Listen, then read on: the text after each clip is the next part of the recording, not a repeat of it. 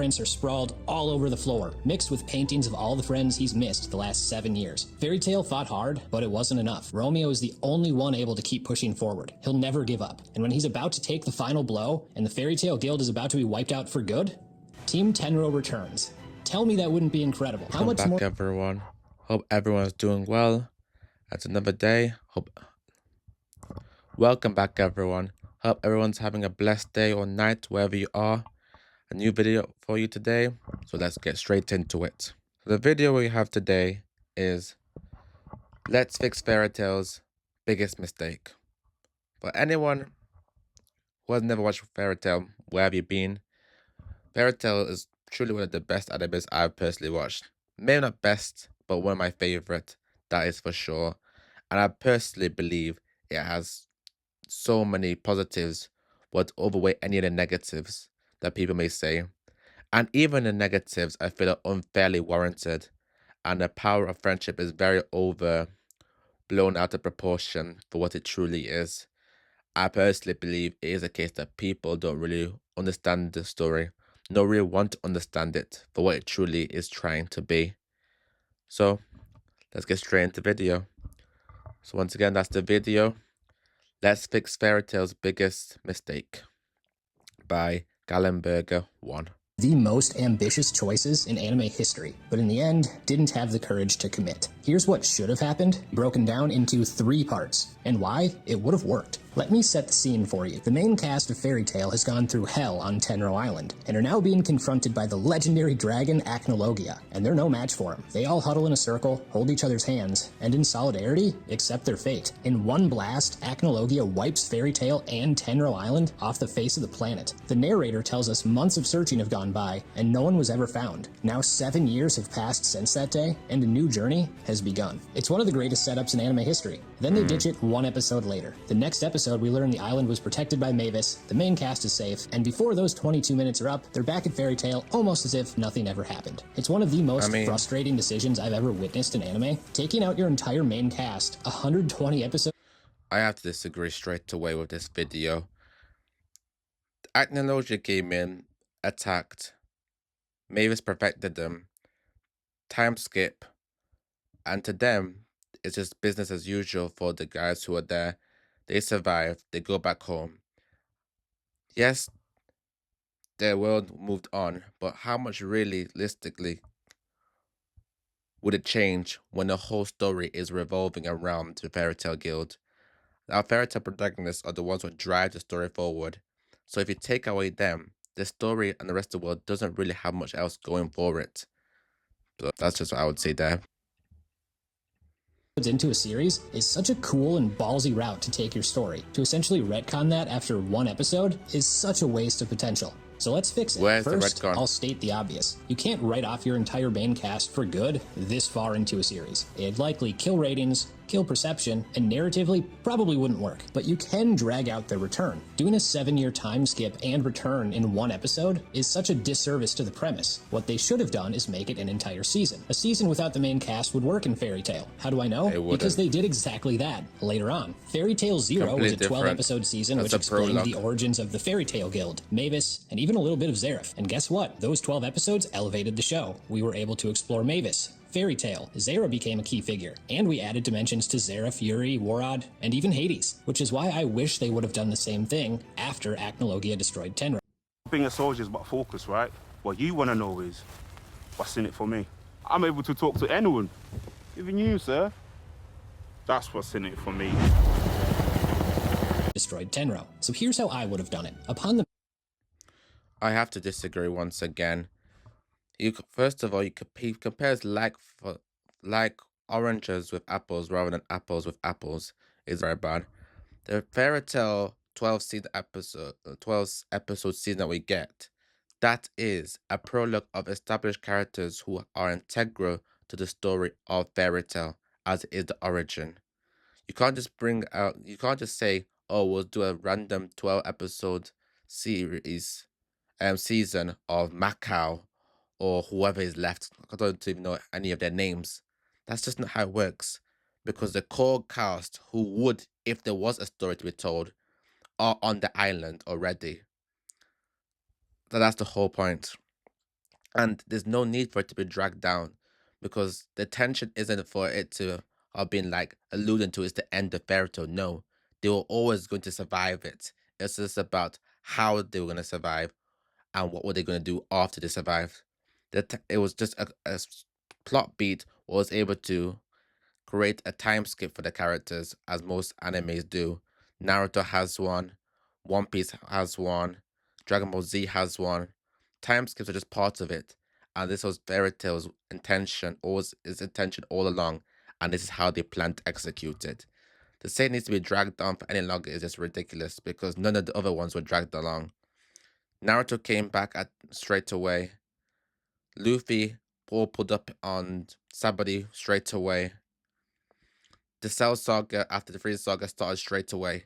There's no need for random nonsense for 12 episodes just to see why and how random characters have gone on. Because the main characters who are important are on the island, and that's what matters. The story wouldn't have improved by having them show it. If anything, it would have reduced and made the pacing completely off. But hey, that's just my opinion. Magic Council's return to Fiore, the remaining Fairy Tail members would have been told about what happened on Tenro. That first episode would center around their reaction to that news and going through the 5 stages of grief. Jet and Droy are particularly devastated at the loss of No Levi one and cares feel about these immense guys. guilt over That's not the being thing. with her at the time of her death. The episode would end with all of Fiore putting on a big show of mourning, and knowing how Mashima operates, it'd be deeply emotional. Then over the next few episodes, out of anger and desperation, the guild, led by Makao and Wakaba, would recklessly use resources to conduct search missions, coming up with nothing. Jet begins to lash out at anyone who tries to comfort him, while Droy is letting himself go. The desperation the guild has, and the lack of leadership, force them to make contracts with other guilds, such as Twilight Ogre. With Makao putting his efforts towards finding the others, he's neglectful, and Romeo begins to rebel. Without their heavy hitters and enough time passing, other guilds start to take advantage of them. Kinana is the first to see that Fairy Tail is spiraling, but no one listens to her, and she ends up running the bar at Fairy Tail, but also takes on another job in town to try to stop the guild from bleeding funds. Nob wants to make a difference, and after hanging around the job board for 120 episodes, he finally takes one on, but fails his very first one, and it demoralizes him. Max has become the new standout of the guild, and he pushes himself to the brink. He's taking on every job he can, desperately trying to get stronger, and it completely exhausts him. Ritas, in particular, sees this and wants to help too, so he starts pushing himself to become stronger as well. Romeo sees how poorly the other guilds are able to treat Fairy Tail now, and he won't stand for it. He's constantly standing up to the guilds bullying them, but his antics only make things worse. He picks fight after fight, only to get beat down time and time again. But he keeps coming back for more, because that's what Natsu would do. He's trying to help, but because of his youthful ignorance, he doesn't grasp he's only fostering more resentment towards the guild. We flash forward a few years, and these things have continued to spiral. Jet is a full-on douchebag. Droy has gained a substantial weight. Nob has done the same, and is clearly depressed. Max is far more powerful, but also looks like he's always on the verge of collapsing. Makao and Wakaba have aged poorly over the stress of wasting resources and funds. They're defeated men. Kinana, Laki, and Warren are the glue holding the shattered pieces of Fairy Tail together. The guild is now completely indebted to Twilight Ogre. Romeo hates this and attacks them by himself. Other guilds either encourage this or actively ignore the wrong being done. Things only continue to get worse. There's also I have to completely disagree here, completely. Because ultimately, I'm a Fairy Tail fan, and I honestly cannot know or remember half these characters' names. Mako Romeo is about it. The rest of them, I generally couldn't care less, and I don't think most of the people care less. And that's the whole point. They're part of Fairy Tail, but they're not integral to Fairy Tail at the end of the day. And it's a situation of they don't need it to fill out the time. We don't need extra moments of them. The Fairy Tail cast is already so massive. You've got the 12, you've got the main guys who are on Tenru Island, you got all the other guilds, and all the villains groups. There's a lot of characters. We don't need every single Fairy Tail name character and love them equally. No, that's not needed. And there's no need for this suspense. It's Fairy Tail. Our main characters are Natsu, Lucy, Urza, Grey. They will survive. There's no need to there's no suspense. They're not gonna have a new main protagonist in Romeo who's gonna start leading Fairy Tail. They're always going to return. There's no point trying to long that for no reason, just for emotional weight for characters we already don't care about. That's not how emotional weight happens, and it's just the fastest way to destroy the pacing and of the storytelling as well. But hey, that's just my opinion. Conversation in the background that Lucy's father has passed. Then, after a missed payment and revenge for the Romeo attack, let's say 8-ish episodes in now, Lockie takes a beatdown from Twilight Ogre. She's nearly left for dead, and because everyone has been dealing with their own grief, they don't even notice she's gone or injured for the full episode. We get into how helpless she feels and how she keeps praying for her friends to save her, and they never do. It's someone from another guild who has to get her the help that she needs. When the others eventually do realize what's happened, they're disgusted. Not only at Twilight Ogre, but at themselves. The fairy tale Just because it's soup season doesn't mean your teeth will be less sensitive. Hot food and drinks can trigger teeth sensitivity, but luckily, Colgate Sensitive Instant Relief can relieve it. Add the toothpaste to your daily routine for instant and long-lasting protection all year round. Listen to your heart. In the chaos, we are calm. The Fairy Tale Guild is about friendship, and they were so consumed with their own issues that they nearly lost a friend. This is the wake-up call the guild needed. Jet realizes he's been an asshole. Nob breaks down admitting he gave up, but he wants to help now. Droy starts working out again. Romeo understands how his actions have only made things worse for the guild as a whole. Ritus decides it's about time they put a stop to things, and starts laying out the blueprints for how to get back at Twilight Ogre. The whole guild works to put this plan together, and they might not have physical strength, but they're Fairy Tale. They've got the power of friendship, damn it. They meticulously plan everything out, and they're set to enact the plan soon. Then they hear a sound outside. It's the magic bomber Christina. At the end of episode 10, we learn that Tenro Island still exists. In episode 11, the guild is split. Do they commence with the plan, or do they give it one last shot to see if their friends are alive? They decide to do both. They can't abandon their friends, but they also can't rely on people who have been gone for 7 years to save them. They have to finally grow as a guild and save themselves. So some of them leave to go searching, and others stay to see their plan through. The staying group modifies the plan, and then decides to move forward. But by chance, because they had to modify it, Twilight Ogre catches word of it. The plan might have worked, but because they knew it was coming, Twilight Ogre takes the offensive and attacks the guild hall. In the final episode, everything is at its bleakest, and all hope looks lost. Ritus's blueprints are sprawled all over the floor, mixed with paintings of all the friends he's missed the last 7 years. Fairy Tale fought hard, but it wasn't enough. Romeo is the only one able to keep pushing forward. He'll never give up. And when he's about to take the final blow, and the Fairy Tale Guild is about to be wiped out for good, Team Tenro returns. Tell me that wouldn't be incredible. How much more would you care about Ritus, Lockie, Kinana, Max, Romeo, etc., with all of them going through these arcs and having it shown to us on screen? Each character's actions and motivations would mean so much more having seen them all struggle and grieve the way they did, but still trying to grow. And then the return would be so epic, because we would have grown to foster real hatred for Twilight Ogre and real love for what remains of Fairy Tale, and everything would have felt so earned. What do you think? The Grand Magic Games is Fairy Tale's best arc. For me, I personally have to disagree with nearly the entirety of this video.